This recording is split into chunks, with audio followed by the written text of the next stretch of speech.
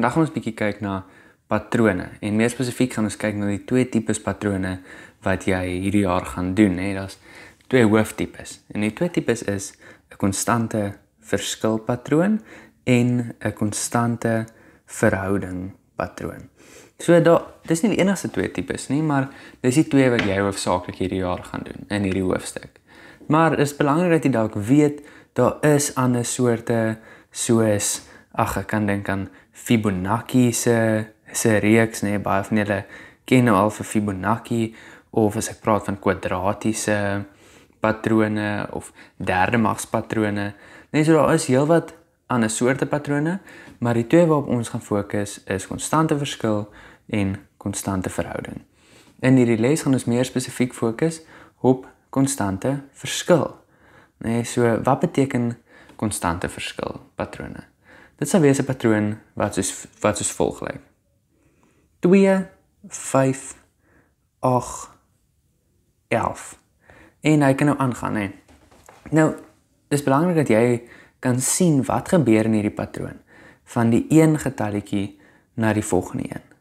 En wat hier so gebeur is elke keer sal jy vir my sê tel ek 3 by, né? Of plus elke keer 3. So, dis presies wat 'n konstante verskil is. As die gap van een getal na die volgende een dieselfde bly, né? Elke keer bly hy 3. Okay, iets wat nie konstante verskil is nie, sal dalk so lyk. 2, 4, 8, 16. Daar's nog steeds 'n patroon, jy kan sien, maar ek maal elke keer met 2. Nee, elke keer maal ek met 2. Maar bly die gap tussen die twee getalle dieselfde? Hier is die gap 2, hier is die gap 4, hier is die gap 8. Die gap raak groter. Daar's nie 'n konstante verskil nie. Okay, so dis al wat die woord konstante verskil beteken. Okay, so daar's 'n paar woorde wat jy eers moet leer ken voor ek met patrone aangaan, want ek gaan baie van hierdie woorde praat en jy moet weet waarvoor hierdie goed staan. So hierdie les is eintlik hoekom ek dit maak is vir Lotter. Nee, want Lotter het vir my gesê, hy sukkel 'n bietjie met hierdie, so ek moet asseblief 'n video maak. So as iemand vir Lotter sien, sê vir hom ek het vir hom 'n videoetjie gemaak. Nou die eerste woord wat jy moet weet waarvan ek gaan praat baie is die woord term. En 'n term is die woord wat ek gaan gebruik vir eintlik maar net 'n getal in 'n patroon. Hierso is my eerste term, my tweede term, my derde term en my vierde term. Nee, so dis maar basies wat 'n woord beteken. Ek kan vir jou iets vra soos bring vir my die 17de term. Dan moet jy die 17de getal in hierdie patroon gaan uitwerk. Okay, so ons gaan baie praat van term en sy afkorting gaan net wees 'n hoofletter T. Okay? Dan gaan ons ook baie praat van 'n posisie. Nee, so hierdie is die eerste posisie, die tweede posisie, derde posisie, vierde posisie. So dis basies die hoeveelste term. En die afkorting vir die posisie gaan wees 'n N. Okay, so as ek byvoorbeeld vir jou sê T4, dan weet jy dis term en die posisie is 4, my vierde term. T4 is gelyk aan 11. Of ek gee vir jou iets soos T2, dan moet jy vir my sê, in hierdie geval is T2 se waarde 5. Nou het ons klaar gekyk na wat beteken konstante verskil en ons het klaar gesien hierdie patroon hierso is so 'n patroon. Dis 'n konstante verskil patroon. Die vraag is nou, wat is die konstante verskil? Nou jy kan nou vir my as jy baie slim is sê wel meneer, dis obviously 3, want ek sit heeltyd 3 by. Dis my konstante verskil en dit is so, maar hier is die formule wat ons gaan gebruik. Ons gebruik 'n afkorting D. D staan eintlik in Engels vir difference, nee, verskil. En ek kry daai konstante verskil deur enige twee opeenvolgende terme met mekaar te minus. So sê net maar term 2 minus term 1 of term 4 minus term 3. Term 3 minus term 2. Enige twee wat op mekaar volg. En jy kan nou maar sien, maak nie saak wat se twee terme ek kies nie, dit gaan dieselfde wees. As ek sê term 2 minus term 1, hoekom sê ek hierso minus? Want wat beteken verskil? Jy het in die laerskool geleer, verskil beteken minus, aftrek. So term 2 se waarde is 5 minus term 1 wat se waarde is 2. 5 minus 2 geef my 3. En jy kan nou maar sien, as ek dit sou uitwerk deur te vat, sê nou maar, term 3 minus term 2, dan sou ek kry wel term 2 se waarde is 8, term 3, en term 2 se waarde is 5. 8 minus 5, antwoord weer eens 3. So daai 3 is my konstante verskil. Belangrik dat jy dit weet.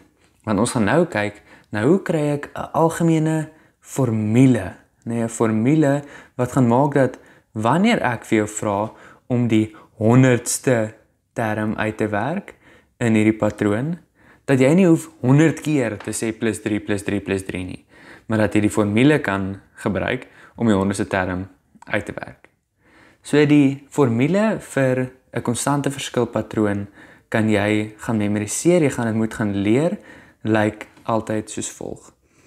Tn, term n, so enige posisie van 'n term, gaan ek kry deur die formule Bn plus C. So Tn staan net vir enige term. Daai n is nou maar net 'n plekhouer. So enige term kan bereken word deur die B hierso. Die B gaan altyd my konstante verskil wees. Nou jy het nou gesien, hoe kan ek my konstante verskil altyd uitwerk? So dan kry ek in hierdie geval, B gaan dan wees 3. B is my konstante verskil. N bly n, dis die posisie. Dan om C uit te werk, gaan dit soos volg lyk. Vir C gaan ek kyk, wel, wat is my eerste term se waarde? In hierdie geval is dit 'n 2. So om C te kry, gaan ek altyd kyk na hierdie konstante verskil en sê, wat moet ek bysit of wegvat van hierdie 3 in hierdie geval om 'n 2 te kry? En jy gaan vir my sê, ek moet 1 wegvat, ek moet minus 1. Dan gaan ek by C sê minus 1. So, daar is my vraag. Ek gaan dit nou weer probeer met 'n ander patroon, maar vir hierdie patroon gaan my formule wees, Tn is gelyk aan 3n minus 1. Kom ons toets dit gou. Kom ons sê ek wou my 4de term uitwerk. Dan sou ek gesê het wel, T4 is gelyk aan 3 maal, hoeveelste term is dit? 4, so my n is 'n 4, 3 maal 4, minus 1. Wat is 3 maal 4? 3 maal 4 gee vir my 12 minus 1. 12 minus 1 is 11. En as ek kyk, wat was my 4de term? My 4de term moes 11 wees, die formule werk. Nou dis great, want ek kan nou die formule vir jou gee en vir jou vra, bereken vir my die 100ste term. En ons kan dit gou probeer, ons kan sê, term 100 is gelyk aan 3 maal 100 minus 1. En dit geef my 300 minus 1, dis 299. So nou kom ons pas gou hierdie kennis toe wat ons net geleer het, en ons oefen dit, tot ons dit kan doen. My vraag aan jou is, wat is die formule vir die patroon? So ons het geleer, Tn is gelyk aan Bn plus C.